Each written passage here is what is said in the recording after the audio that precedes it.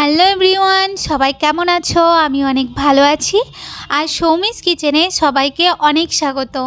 আজকে আমার রেসিপি হলো ডিমের পরোটা। আজকে আমি আপনাদের সাথে বেলাবেলির ঝামেলা ছাড়া মাত্র 2 থেকে 3 মিনিটের মধ্যে কিভাবে খুব সহজেই ডিমের পরোটা বানিয়ে নেওয়া যায় সেটি আমি আপনাদের সাথে করে দেখিয়েছি।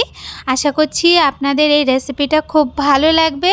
তো চলুন দেখে নিই রেসিপিটা বানানোর জন্য আমি কি নিয়ে নিচ্ছি। তো প্রথমে আমি এখানে একটা বোলের মধ্যে নিয়ে নিয়েছি ময়দা, আর তারপরে আমি ওর মধ্যে দিয়ে দিয়েছি পেঁয়াজ কুচি। তো এখানে আমি একটা মিডিয়াম সাইজের পেঁয়াজকে ভালো করে কুচি করে নিয়েছি, সেটা দিয়ে দিয়েছি। এরপর দিয়ে দিয়েছি টমেটো কুচি, আর আমি এখানে দিয়ে দিচ্ছি বেশ কিছুটা গাজরকে কুচি করে নিয়েছি, সেটা আমি দিয়ে দিয়েছি। এরপর আমি দিয়ে দিয়েছি 6 থেকে 7টা লঙ্কা কুচি। এরপর আমি ওর মধ্যে দিয়ে দিচ্ছি পরিমাণ মতন একটু লবণ, আর আমি এখানে দিয়ে দিচ্ছি একটু চিলি ফ্লেক্স। এরপর আমি ওর মধ্যে দিয়ে দিচ্ছি হাফ চামচের মতন একটু গোলমরিচ গুঁড়ো, আর আমি এখানে দিয়ে দিচ্ছি বেশ খানিকটা ধনেপাতা কুচি। এরপর আমি সব কিছুকে একসাথে একটা চামচের সাহায্যে একটু মিশিয়ে নিয়ে এরপর আমি ওর মধ্যে অল্প অল্প জল দিয়ে ভালো করে ময়দাটাকে একটু ঘন করে একটু গুলে নেব।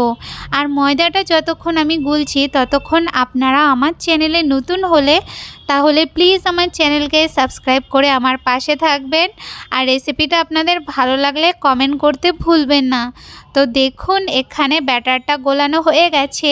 এরপর আমি ওর মধ্যে দিয়ে দিচ্ছি ডিম। তো এখানে আমি 2টো ডিমকে ফাটিয়ে আমি ব্যাটারের মধ্যে দিয়ে এরপর আমি ব্যাটারটাকে ভালো করে এই ডিমের সাথে একটু ফেটিয়ে নেব। এখানে আমি 2 থেকে 3 মিনিটের মতন একটু ভালো করে ডিমটাকে ব্যাটারটার সাথে মিশিয়ে নেব। তো দেখুন এখানে ডিমটাকে ভালো করে মেশানো হয়ে গেছে।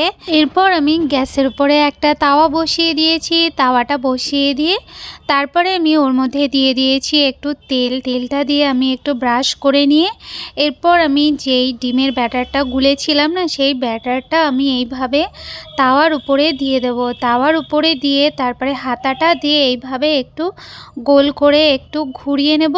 তো গোল করে একটু ঘুরিয়ে দিয়ে এরপর আমি 2 থেকে 1 মিনিটের মতন একটু ওয়েট করব।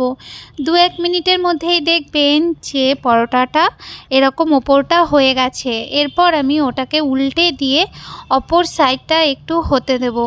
এই সময় আমি ওর ওপর থেকে দিয়ে দেব সামান্য একটু তেল দিয়ে এরপর আমি পরোটাটাকে 2 সাইড একটু উল্টে পাল্টে ভালো করে একটু ভেজে নেব।